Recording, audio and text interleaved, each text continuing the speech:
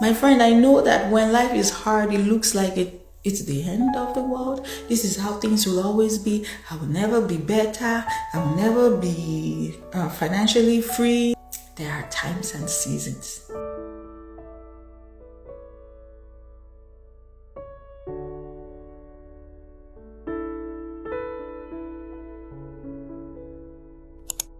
I want to talk about the power of one. Can we admit that there's more than one thing that we can focus on? More than one thing that is happening at the same time. So now you can tell me, okay, this thing is not going on right in my world, but are there other things that are going right in your world? That's what sometimes we don't want to hear. You're like, but this is wrong. This is wrong.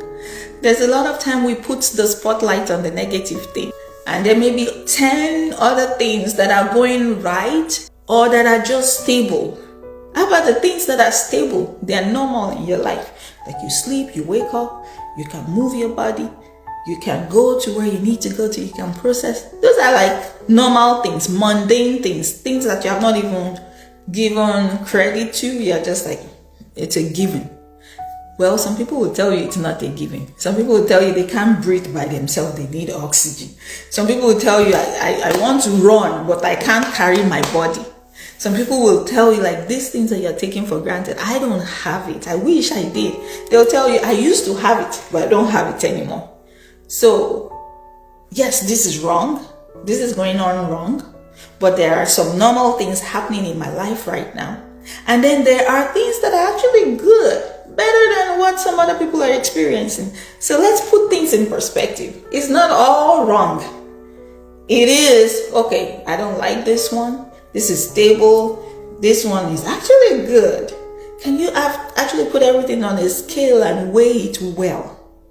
Before you say, hey, Tolu is just telling me to be denying that something is wrong. No, see them. And then if something has to take your energy and take your brain space, your processing space, make sure that it's not the negative that you picked. And if you have to look at the negative, make sure that you're looking at it properly. You're not exaggerating it, and you're infusing it with hope.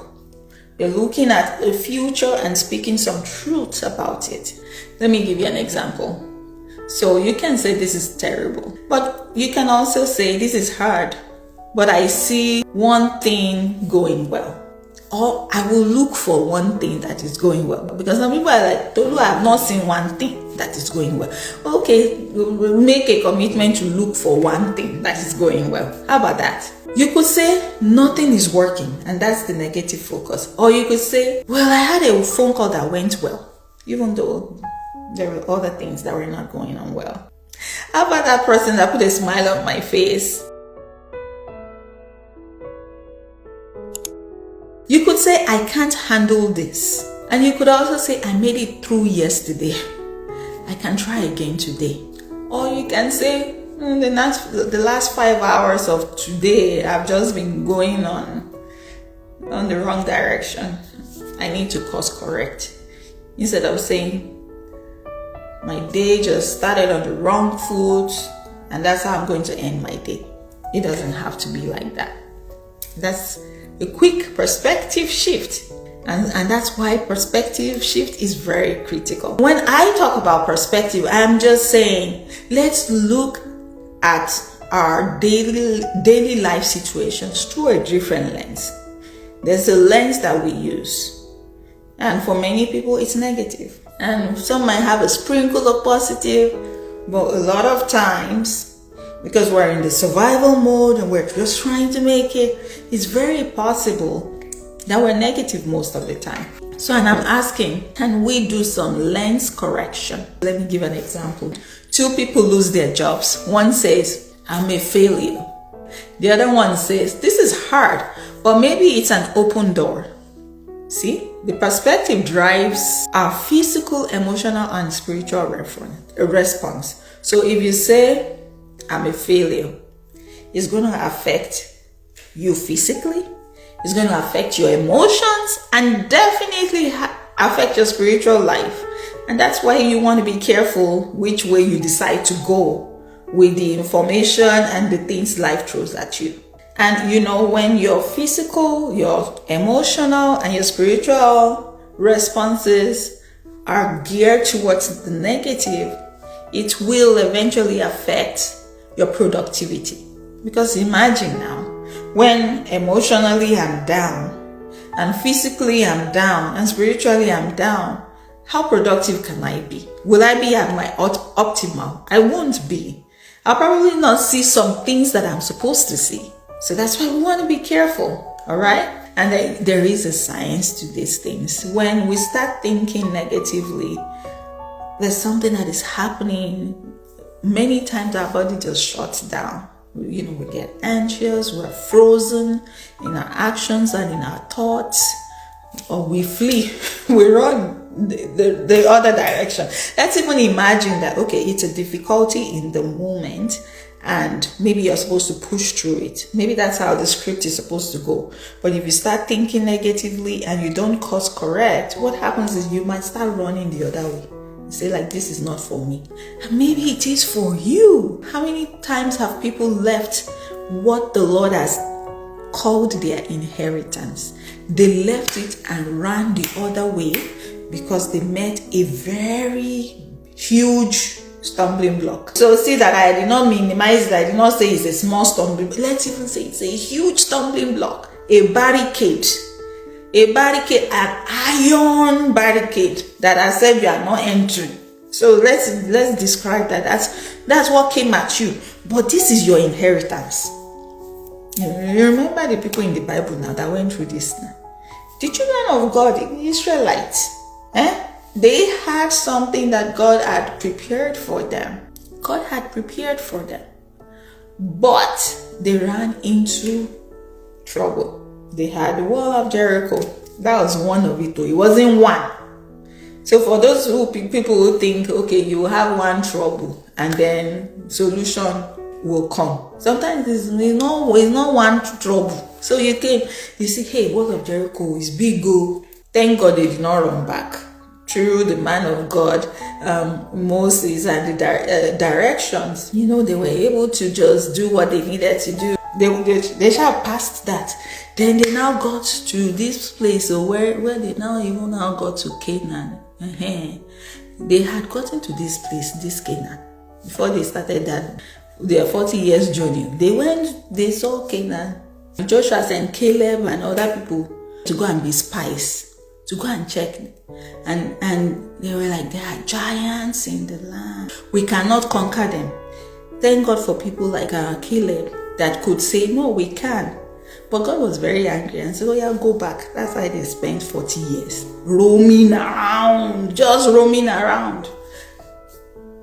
They had lost it because emotionally, physically, spiritually, they saw themselves as grasshoppers. They did not believe that they could conquer what was in front of them.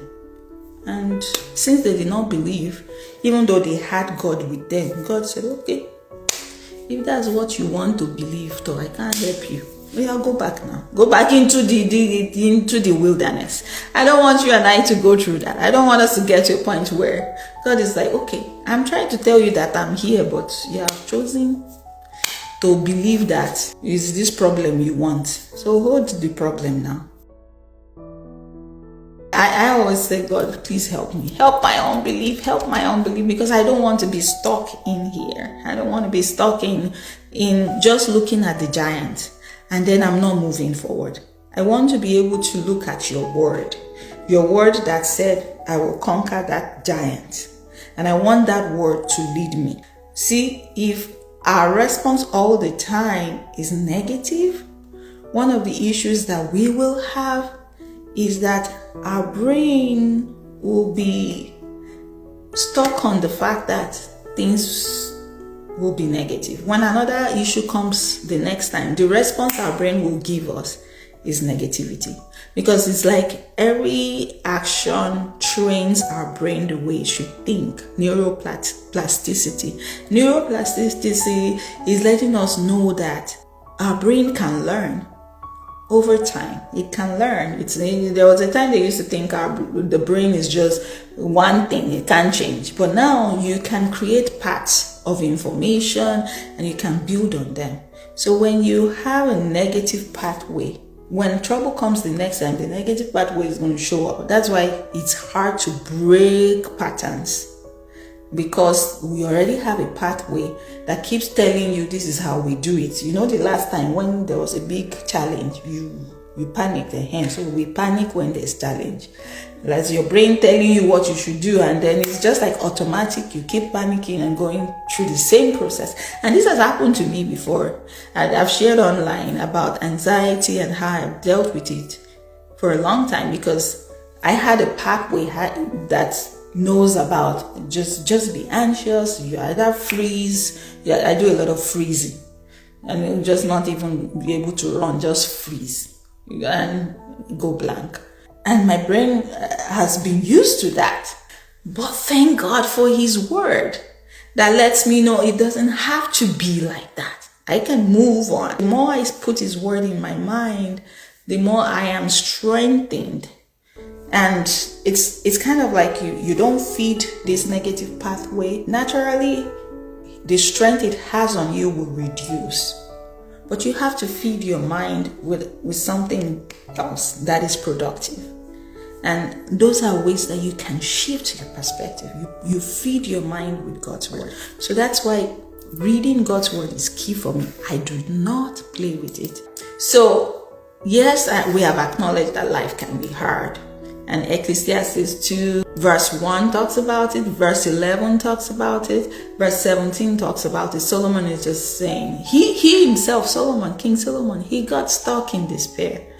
And he was like, what is life? What is all this? And Solomon had lots of money. He had money, he had wives and concubines, he had strength, he had so many things working for him. And he still despaired at life. Can you imagine? So, sometimes some of us will say, if I have money, like, so what 100 of what Solomon had, I will not have any trouble again. I don't know, because you don't know what else life has as a curveball to throw at you. But there is hope. So I'm so grateful, because inside this Ecclesiastes itself, it gives hope. So as I read on from chapter 2 to chapter 3, chapter 3 talks about there is times and seasons for everything. My friend, I know that when life is hard, it looks like it's the end of the world. This is how things will always be. I will never be better. I will never be financially free. There are times and seasons. Ecclesiastes 3:1 says, for everything there is a season, a time for every activity under heaven. There is a season. Isn't that good news? It's good news for me, for the hard times, that it will not last forever. This will pass. So seasons will change. And the season that you're in now, even though it looks like a forever season, it's not a forever season.